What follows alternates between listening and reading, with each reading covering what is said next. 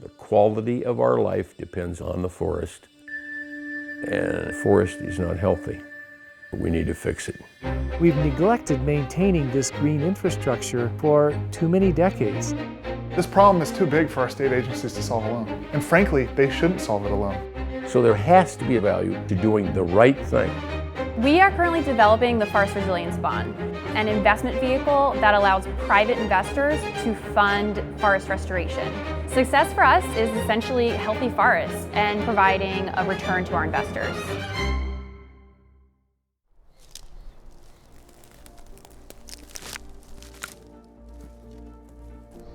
This site's called the Southern Sierra Critical Zone Observatory. It's our most intensive research site for understanding how forest, water, and climate interact. There's more trees in the forest now than can be sustained by the amount of water that comes in as precipitation. So thinning the forest to a sustainable density is really a goal that we need to strive for. A dense forest is more likely to have a high-intensity fire, meaning it burns the whole forest. The importance of restoring the forest is to reduce the risk of wildfire. The side benefit is that that enhances the amount of water that runs off into electric utilities, water utilities.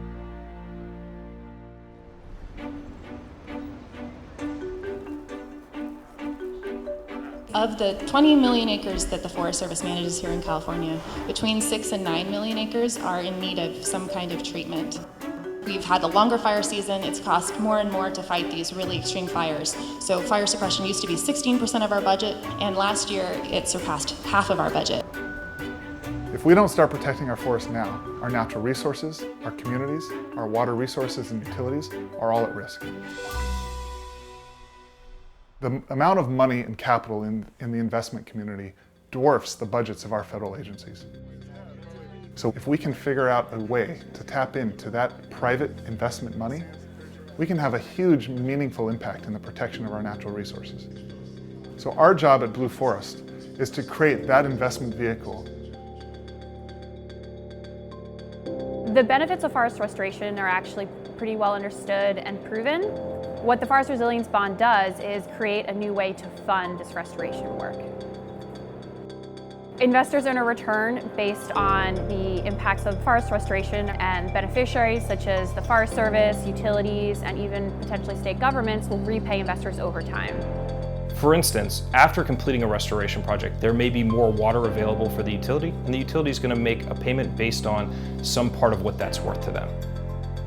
So learning how to speak to the Forest Service, speak to the utilities, work with academics and policymakers, and that's the innovative contracting scheme that's going to allow the Forest Resilience Bond to address some of these issues.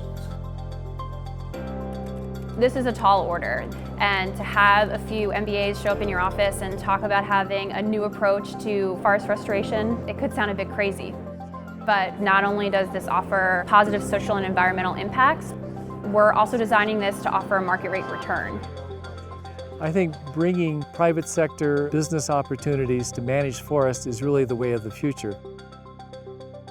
If we care about our water, we need to care about our forests and leverage private capital to protect our natural resources.